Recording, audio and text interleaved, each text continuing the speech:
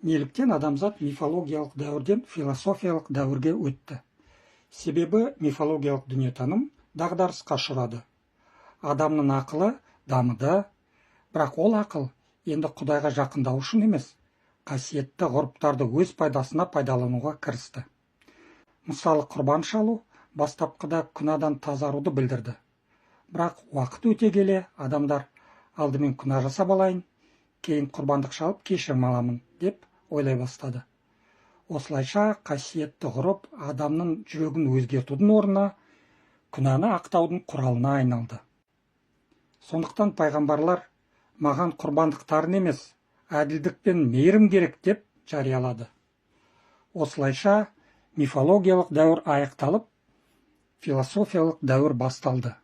Енді Құдай адамды тек ғұрып арқылы емес, ақыл парасаты мен ар-ұждан арқылы тәрбиелей бастады. Келесі роликте жаңа білімнің қайдан пайда болғанын қарастырамыз.